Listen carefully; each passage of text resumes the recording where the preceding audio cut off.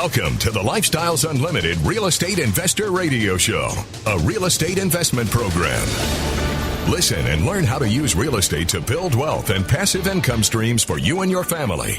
We bring you experts every day to discuss and answer your questions on everything from single-family homes all the way up to 600-plus unit apartment complexes. And now, the Lifestyles Unlimited Real Estate Investor Radio Show. Good afternoon, and welcome to the show. This is Andy Webb with Lifestyles Unlimited, and as always, we are working on your financial freedom. So I've got a guest for you today on this show, and she just did her first single-family rental here in the Dallas-Fort Worth area in the middle of the pandemic. And boy, you're going to want to hear her numbers. She's got some great numbers on that deal. Now, I'm going to reference you now to an earlier show I did today on the topic of demographics and statistics around the U.S. We talked about just who is the rental property owner in the United States. And I wanted to have that show first to establish just, what the rental owner looks like on average. And what does that look like? Older male. So that's intended to set the stage for today's interview, because my guest breaks that mold, not just in terms of those wonderful numbers, but in terms of that demographic. And I tell you this now because the big takeaway for you when you listen to these two shows is this: you can break that mold too. I don't care whether you are in that primary demographic that I just described, older, male, or not. I don't care who you are. You can start to build your financial freedom, right, through real estate investing. You can do the things that we talk about on the show and that we see regularly at Lifestyles Unlimited across our membership base. And it's in this context as well. I want you to remember something that Henry Ford said: whether you think you can or whether you think you can't, you're right. Okay. So again, to break that demographic mold, let me bring on my guest. Again, she's an investor here in Dallas-Fort Worth, in my neck of the woods. That's where I am as well. But she's a very young investor, and I first heard about her at one of the Lifestyles Unlimited case studies in late 2020. She presented, like I said, a phenomenal deal, great numbers, her first single-family rental. So we're going to hear about that deal, of course, and we're going to hear a bit about her story as well. So without further ado, let me welcome Katie to the show. Katie, how are you today? Hi, Andy. I'm doing well. I'm very excited to be here. Hey, and I'm excited to have you. Again, that whole show on demographics, I think a lot of people run around with stereotypes in their head. Who is that landlord? Who is that rental owner? And so on. And you're in a different place from all the things that I described on the earlier show. But we'll get into that a little bit more. What I want to start with is if you could just tell us a little bit about yourself, your background, what you were doing before getting into real estate. Yeah, definitely. So first of all, I've always been interested in real estate, so I actually did have my real estate license in college. I got it when I was 18. I had it for about 2 years, but it was really difficult to do, just balancing with schoolwork, studying, all of that stuff.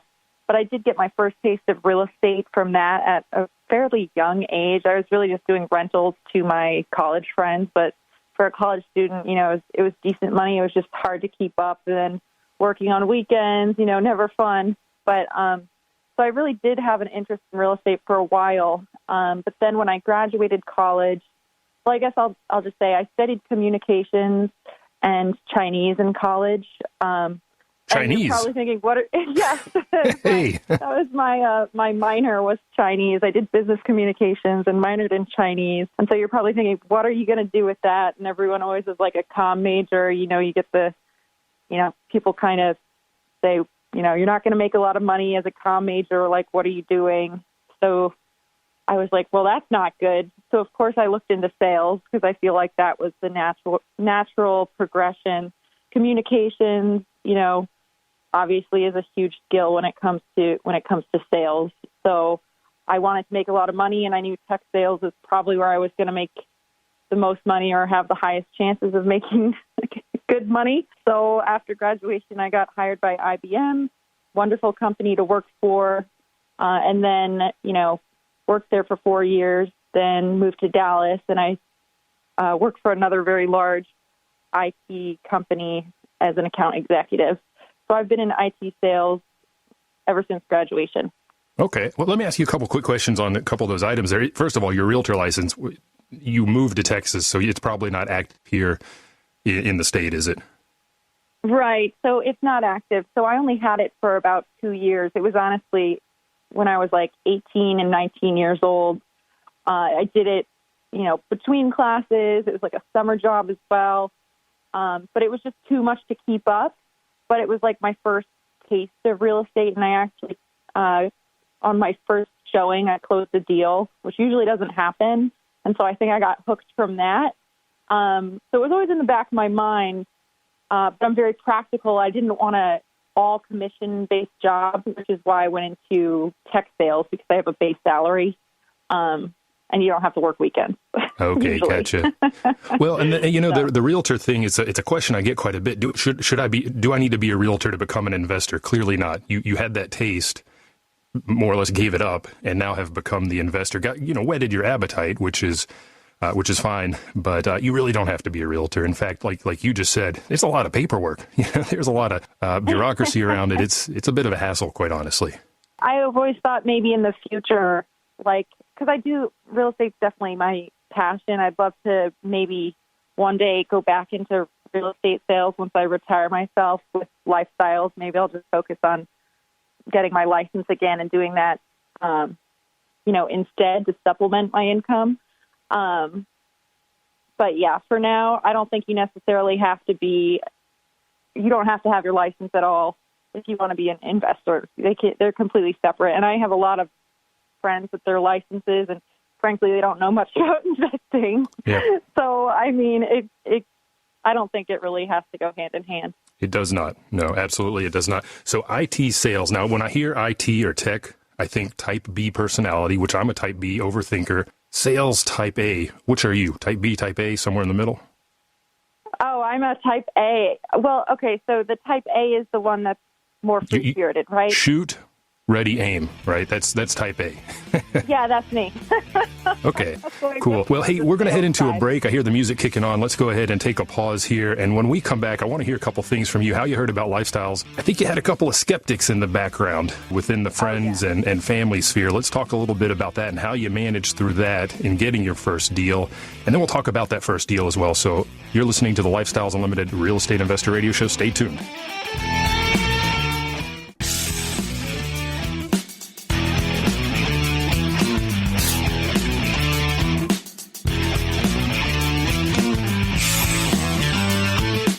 Warning, listening to the Lifestyles Unlimited Real Estate Investor Radio Show will change your life. We will teach you how to create wealth and passive income so you can be financially free.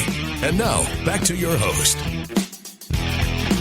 Welcome back to the show. I'm your host, Andy Webb, and I've got a great guest with me today. I've got Katie. She's joining me from here in the Dallas-Fort Worth area, which is also where I sit. Now, we have not personally met, but I heard about Katie's story when I attended one of the Lifestyles Unlimited case studies, and I wanted to bring her on, among other reasons. She's got a great deal. We'll talk about that here momentarily, but when I think about that traditional rental owner, my picture is something totally different, and yours may be too. It's that aged, middle-aged or older male, and here we clearly have a totally different demographic in play, and I want you to take that away. No matter where you sit within that demographic, layout in our nation here, this is absolutely something you can do as well. And I want to give you the number if you've got any questions for me or for Katie today. The number here in the studio, it's 855-497-4335. And you're also welcome to send me an email if you're feeling shy. I get it. That's askandy@luinc.com. So, Katie, we were just talking about a little bit about your background, sales, Chinese, which is interesting. I studied some foreign languages where people said the exact same thing to me. What are you going to do with that? I said, I don't know. Well, yeah. CIA, who knows? But you found your way steadily into IT, tech sales, and now into real estate. And what, we heard about your passion, which you triggered through the real estate, or rather getting that realtor license early on. What drove you now to seek out real estate as an alternative to your, traditional retirement investment path? Yeah, that's a good question. So to be honest, I hadn't been thinking about it for quite some time. Like after graduation, I was living in New York City. I wasn't saving a lot of money, because New York is so expensive. I was making good money. It was just hard to save because the rent's obscene. It wasn't until I moved to Texas, got the job I have now, I started saving a bit more money. And then one day, like magic, my college loans were finally paid off. And it was the first time I felt like that relief of, wait, now I have money I can actually do something with besides just put towards my college loans. So it was within a week, the wheels were turning. I was like, what can I do? Like, I'm going to be saving money now. What can I actually do that's smart? Oh, investing. Okay, real estate. And I actually stumbled across a real estate forum. And I was just, I look back at my questions I asked in that forum now, and I chuckle because, it's clearly like the rookie in the room. But one of the other forum members actually reached out to me, sent me a direct message, and he was like, hey, you're from Texas, you live in Dallas, you have to check out Lifestyles. It's changed my life. He talks about how him and his wife are doing the multifamily investing. They have multiple single family homes, and they have their children start this program. And I was just like, wow, he's really going out of his way to tell me this. And he certainly doesn't work for Lifestyle. So, so I kind of just got, I took his word. I was very thankful for the advice. So I checked it out, went to the intro night they have, and I got hooked. So very good. That's how I heard about it. Yeah. Let me just explain the intro night that you're referring to. I'm guessing was that the free workshop, the hour-and-a-half session? Mm-hmm. Yep. Yeah. So exactly. for the listener, if you want to check that out, it does two things. It helps you learn a little bit more about Lifestyles Unlimited, which is important, right? We'd like to help you along your path. We are an education and mentoring group. Like Katie said, she was the rookie in the room with her questions back then on whatever forum that was. But nowadays she looks back and understands, wow, I've learned so much. I've come so far. So that is our purpose, right? Our mission is to educate you. So you can go to the free workshop to learn about that, but also to see if, is real estate something for you, right? We'll talk about single family and multifamily investing. It's over the course of about an hour and a half. So not a lot of your time in terms of commitment, and it's free. And right now, thanks to our good friend, the pandemic, it is online. So you can do that from the comfort of your home. So go check out freeworkshoplivestream.com to learn more, freeworkshoplivestream.com. So you obviously, I believe you joined pre-pandemic, right? So you were able to go and meet in person with the folks, right? Yeah, exactly. I actually joined, I technically joined, I think it was May 2019, that financial freedom level. I sat on that for a few months while I saved some money. I went to the 2-day workshop at least twice during that time. And then it wasn't until February 2020 where I pulled the trigger on the challenge membership for single family homes. And that was, of course, a month before everything went crazy with the coronavirus. And so, yeah, the timing, honestly, it was pretty frightening in the moment. I was like, what did I just do? I joined this real estate group, and I was freaking out. I sent the mentors an email, freaking out. That actually got up to Lynn Moreau. She responded, personally, trying to calm me down, which is actually really funny looking back at it. But, yeah, I signed up right before COVID. Well, you speak Chinese, and when there's a Chinese character, right, that means both crisis and opportunity. You entered the crisis and you seized the opportunity, and we'll get to that opportunity here in a minute. Yeah, I'm trying to think which character that is. I can't help you there. But, the pandemic threw a lot of people for a loop. A lot of people hit the brakes very, very hard. Some people still haven't recovered. Some people are, in fact, still suffering. Some of the maybe existing rental owners that were poorly managed, right? We'll see how they come out of this on the back end of everything. But I'm glad you stuck with it. And we'll get into the numbers here in just a moment. And you mentioned a couple things I do want to clarify. You mentioned the Financial Freedom Program. We talk about that here quite a bit because that is the entry point. Again, you look at the free workshop, you learn about lifestyles. Is real estate investing for me? If yes, then go to this next level here to think about, get a little bit more into the detail. And you mentioned as well that you went multiple times to the 2-day seminar. And the 2-day seminar is great because it focuses on day one on everything about single family investing, and day two, everything about apartment investing. And you learn more and you figure out more and you dig deeper and you set goals, and it helps you choose another direction. And in your case, you kind of hung out for a while and then eventually became a member with the Challenge program, which goes into a lot more depth around single family ultimately. Now, I'm curious, in the background, you're doing all this stuff. What are your friends and family saying to you? What do they think of this whole progression you're doing? Oh, my gosh. Well, it was funny. So my fiance went to the 2-day with me. He was my boyfriend at the time. We got engaged in August. But, I dragged him to the 2-day, and I could see he was so nervous and skeptical the entire time, where I'm over there being like I was so excited, like this is my pathway out of like the 9-to-5 job. Like I've found the jackpot, like I'm just so ready to go, like immediately. He was kind of on the more, he's fiscally conservative. And then my family as well, like my parents, my sister, this is something that they're like tried and true 401k investors, just very classic. So it was hard because I felt like I was doing something that was kind of deemed as crazy by people around me. And we're going to pick that up when we come back from the break. We're going to head into a brief break here. And I want to hear, because in the face of the skeptics, in the face of the pandemic, you still pulled the trigger, and we're going to hear about that deal. So stay tuned. Great numbers. You're going to want to hear these.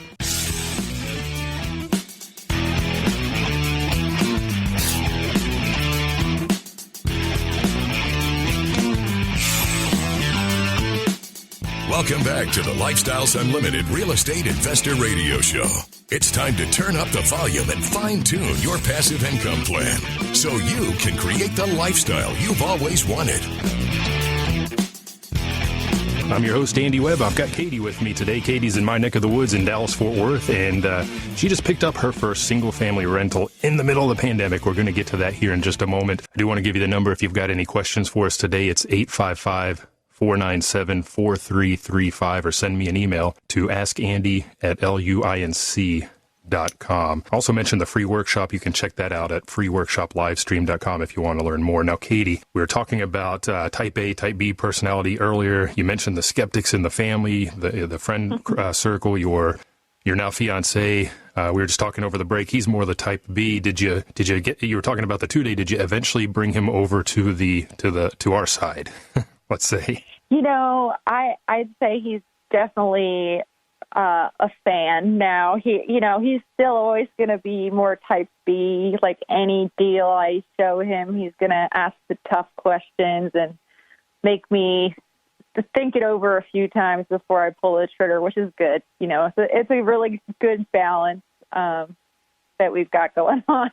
So. Got it. Yeah, it absolutely is. My wife and I are similar. Type A is she. I'm more the type B, and that plays very well together, actually, over the long run. Now, I think where you convinced him was when you took down that first house and showed the results. Let's talk about that first house.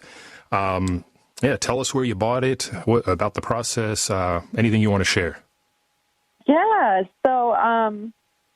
So again, I had been, I signed up in February and I was super eager. Like I wanted to get a deal that month, but COVID hit. So I got cold feet a little bit. But I was still looking at all the emails that were coming through, because the emails didn't stop during COVID. I was getting all the deals from the email blast. Emails from our realty team. Yep. Yep, exactly. And I was getting really good at analyzing the deals myself using the Quest tool. So I got very confident when I'd see a good deal. Anyway, this deal that came in my inbox one day, what caught my eye, of course, was the cash flow. It seems too good to be true for the cash out of pocket. They said it would be around $30,000 out of pocket, which for Dallas is pretty good. And the cash flow they predicted would be around like 400 or so.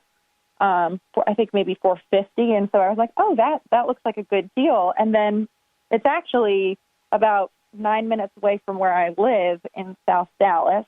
So I was like, oh, wow, this is actually one, that's close by. I was trying to keep my first deal as little cash out of pocket as I could. That was kind of the goal. Did you have particular investment criteria in that sense that you were focused on? To make it a green light or a red light? Yeah, so I was definitely, it was the cash out of pocket thing. I wanted it to be $30,000 or less, just because I want my money to stretch further. Like I only had, I didn't have unlimited funds. I still don't have unlimited funds. So if I could keep that cost down, the sooner I could save up for the next one, So, Yep. So I jumped on this house, and of course I jump on it. I hadn't seen it for an hour. So it was like an hour, and so I was third in line. I was the third person who tagged it, and I was pretty disappointed. But then, the realtor got back to me and said the first two people, I guess one person dropped out because he already had another house under contract or something, and I guess, I don't know, maybe you can't circumstances. have multiple. Yeah. Just to clarify there, what happens if the realty team shoots out an email blast, right, a property that's available, I can review it, Katie can review it, whoever takes a look at it and, essentially raises your hand and says, I'm interested in this one. I'd like to take down this deal. It helps us kind of, shop the deals around and give a little bit of priority. If you get out there and see it and say, this is the one, it's clear, it meets my goals. Yes. Right. You take it, you run with it. Right. And in your case, you were third in line, but the first two suitors had to step out for whatever circumstances. So what happened next? How was the purchase process? Yeah. So what happened next, I basically ran to the house, ran over that day, checked it out, and I was just still freaking out the whole time because the house looked pretty good. It was ugly, of course. It was an ugly property, which is actually a good sign. If you go to the 2-day seminar, you go for the ugly girls or whatever. But anyway, this house had bars on the front, so that was kind of sketchy. The neighborhood itself, I wasn't sure. I was like, maybe it's a little too rough, because South Dallas is not the best neighborhood, or area, I should say. But I talked to one of the mentors, and he said he knew a lot of people who had pretty successful deals in that area, and he's seen worse. I'm like, okay, good enough for me. Well, let me just footnote this. I talked on last week's show about this very area, this part of South Dallas. I was down there personally cruising the neighborhood, and that whole area is starting to turn over, and you're going to see it start to increase in value. You're going to see it, I guess, gentrify, right, for lack of a better term. And I think you're getting in at the right time as part of that turning, that change in that part, that particular part of the market. So it had the bars on the windows. It was looking pretty ugly, and you're right. We like those deals, right? They need work, and that's where we get our spread. There's more room to grow that way. And so, but then when I got on the inside of the house, it wasn't a nightmare. I was like, I expected way worse. And so I was like, you know what, this is the opportunity. I felt it. I'm like, if you don't jump on this one, you're just scared. And so I went forward with it, closed pretty quickly. My realtor was excellent, Markeisha Scott. And then I used my GC I ended up using was Finishing Touches. And I got to tell you, they're so professional. It was awesome. The GC walked in there and estimated the rehab cost.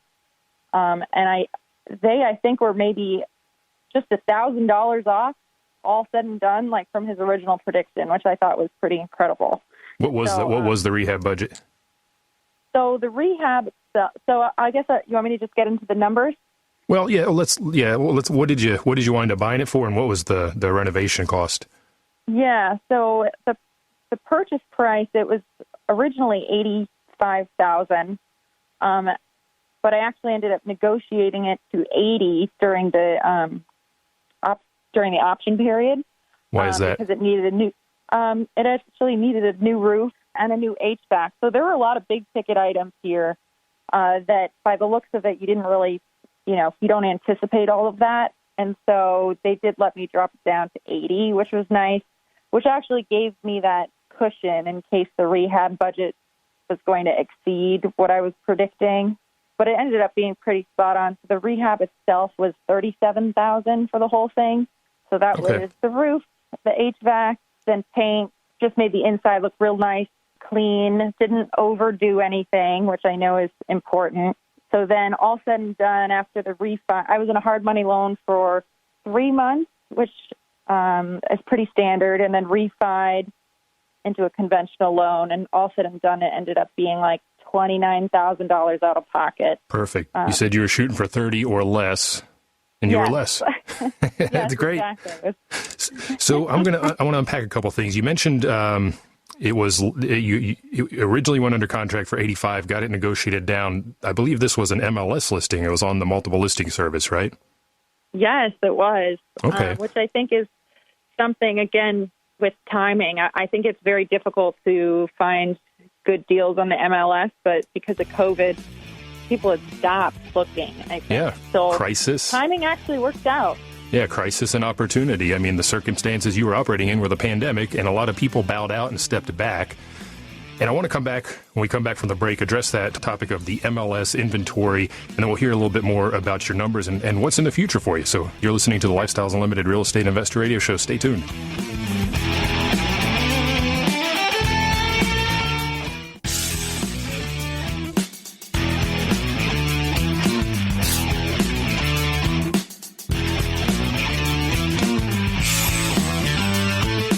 We're back with the Lifestyles Unlimited Real Estate Investor Radio Show. We're here to answer your questions and help you become financially free. This is Andy Webb, and we are talking today with Katie here in the Dallas-Fort Worth area. And she is a clear juxtaposition to my earlier show this morning where we talked about the general demographics of the U.S. rental owner, which tends to be older, tends to be male, right? Katie's younger, obviously female. And we're talking about her first deal right now. Now, Katie, I want to circle back to just a couple things you said in the last segment. And for the listener, if you missed anything earlier in the show, you can go to lifestylesunlimited.com, click on the radio tab. You can catch the show there. And we do push these out to a YouTube channel for Lifestyles. You can find that as well. So you mentioned this was an MLS deal, and that inventory is a little tighter. It is a little harder to find stuff on the MLS. It's very competitive, I would say. The inventory is there, but it's just very, very tight and competitive. A lot of what we're seeing is actually off-market deals, and the Lifestyles Realty team is very good about vetting and bringing those to us to review as well. So picking up deals off the MLS, more commonly off-market as well through wholesalers or any number of channels. Wanted to comment on that. And then you mentioned as well that you didn't want to over rehab the property. You did the HVAC, you did the roof. I love it when I have to go in and replace an AC, by the way, because now it's new. It's not going to give me any problems down the line. But you didn't over rehab. I know you didn't go in and put in granite countertops because the area didn't really warrant it. And you get there by looking at the comps in the area, both the sold comps, which will dictate the value on the back end when you do that refi, as well as the lease comps. What are people renting? Well, if they're not renting stuff that has, granite and super hard core finish out, well, you step it down a notch, right? And match the neighborhood. And you mentioned you're using Quest to dial in those comps, which is a software package basically that accesses MLS sold and lease comps so that you can figure out that very thing. Now, you said rehab, you got through the hard money process in about 3 months, which is normal, 2-3 months. So you get out of that hard money loan into refi. At the same time, you're looking for residents. How did that lease up process look for you? Yeah, so I opted to use a property management company just because, being a single female, I didn't want to have to run to the neighborhood alone at night, just not the safest thing all the time. Like, it's not a terrible neighborhood, sure, but, there's still that extra layer of caution just being a young female. So I didn't want to have to interview tenants and all of that in the house by myself, just things that maybe men don't have to think about all the time. So I said, I want a property management company to do this. So I hired a property management company. Of course, they take part of the cash flow, but I do have to say, I think this property management company did help me achieve higher cash flow than I would have normally received, because they actually listed the house way higher than I would have put myself, because I was running this to go for like $1,250 a month, and they listed it at $1,450 originally, I think. and we ended up getting $13.75 a month for rent, which was way more than I anticipated. So at the end of the day, it didn't really bother me to have to pay the management fee. Sure, they're paying for themselves. I know this particular one charges 6.5% of gross rents, and just looking at the numbers, I know you said going into this you thought $450 would be your net cash flow at the end of the day, but even with that property manager in place, what are you collecting? I'm collecting about $570 or so. So it was it blew my expectations out of the water in terms of cash flow. So it was definitely a smart decision on my part, I think, just because they do have all the latest marketing tools, to put the property out there, save me the work and the heartache of vetting tenants. So it was a good call. Very good. So $570 a month cash flow. You've already exceeded your goals there. You met your goal in terms of the cash out of pocket into the deal. Now, I have not done the math on this. What is the cash on cash return that we're seeing there? So the cash on cash return was around 25%, which is pretty good. I also captured about $7,500 in equity, so that was nice as well. I know people have different strategies, whether they go for cash flow or equity. In this particular house, I went for cash flow. Might switch it up in the future, but it really gave me a little bit of everything in terms of the perks. So. Hey, those are great numbers. So $570 net cash in your pocket every month. That's a 25% return. I tell you, every time I get an email from my bank, it's telling me that they're lowering that interest rate. It's now at 0.0 whatever. I don't even know. It's pennies. So, 401ks, they're going up and down a little bit. It got really wild last week, didn't it? So, talk about control and lack of. We're really not seeing it there, but you have full control in this deal that you did. You got the renovation done right. You got somebody to place a great tenant for you. You're making up far more cash than you even anticipated, 25% return, and you got a 25%, close to 25% return on your capital gain. So you've got that equity out the door. Those numbers blow me away. And that in the middle of what? A pandemic. Thank you. Those are all great numbers. Now, through the process, right, you've been working with the vendor. You mentioned some of the vendors. Did you source them off of the vendor hub, or did you find those outside of Lifestyles? How did you go about finding the vendors? I should probably ask you that. Oh, I used all Lifestyles vendors, definitely, because I just trust the network. That's one thing about Lifestyles. There was that element of just feeling safer, because you could talk to people, there were references, all of that, especially because it was my first deal. It just was nice to have like a little database to look into, things that you wouldn't even think of, like fencing. There's a fencing guy, Yep. I wouldn't have found that person on my own. So complete with member reviews as well to help you steer towards which vendor you might want to work with. What about the mentoring? How did that help you? Oh, the mentoring was awesome. I mean, just because, like I said, a lot of people around me weren't really on board with the real estate investment plan I had, because they're more fiscally conservative. I actually didn't even tell a lot of the people around me that I was doing this. So I relied on the mentors kind of to just hear me out. They were great because I could call them and talk through certain things. I made the point to meet up with all three of the single-family mentors in person before COVID, like that short window I had where people are still doing things in person. So that was extremely helpful. I emailed them probably 50 times throughout the process, and they responded quickly. So it was great. And that's normal. My wife and I were the same way in the first year or two. That's what they're there for, to leverage. So. Very good. And they got you through that initial period of doubt, and you took down a wonderful deal, middle of 2020. I mean, those numbers are just great. So I love to hear that. That's why I go to the case study, right? The case study is also part of the Financial Freedom Program membership, because I get inspired. I love seeing those stories. I love hearing those stories, and I love connecting with the members that are in a place where I want to be if they're a little bit farther down the line. So keep going to those. What's up next? What's in the future for you, Katie? Yeah, well, I am diving into multifamily. I think it's important. I'm going to try to go for a value deal so I can build that solid, like nest egg that'll just grow over the next, 3 years or however long to make that return. And then I'm going to continue buying single-family homes more for the cash flow in the background. So that's kind of my plan right now. And I was actually reviewing a multifamily deal, minutes before we started the show. So I'm already trying to hit the ground running because I just joined that multifamily level in December.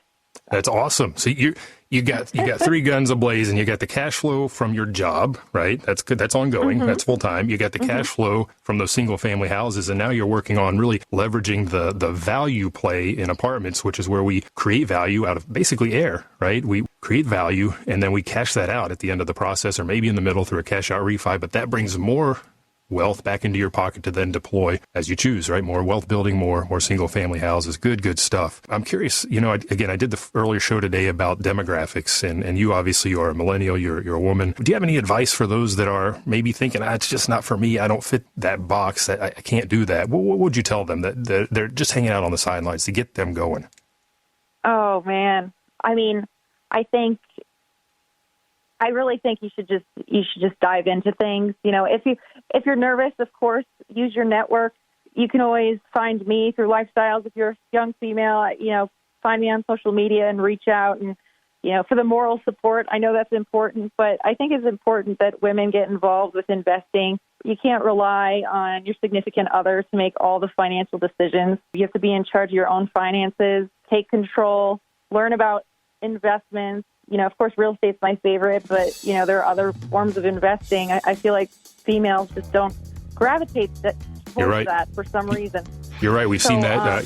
You can check out that demographics show on our website, lifestylesunlimited.com. I get into some of the numbers. Katie, you are a true example of somebody that's doing it right, and I thank you for joining us today. Our time's up. Great numbers, like I said. And to the listener, go check out freeworkshoplivestream.com to learn more and to get started, like Katie said. Like I said, thank you for listening. Remember, it's not the money, it's the lifestyle. The Lifestyles Unlimited Real Estate Investor Radio Show is for entertainment purposes only. Please consult a professional regarding your personal investment needs. Nothing presented on the Lifestyles Unlimited Real Estate Investor Radio Show constitutes an endorsement, recommendation, offer, or solicitation to buy or sell any product or security.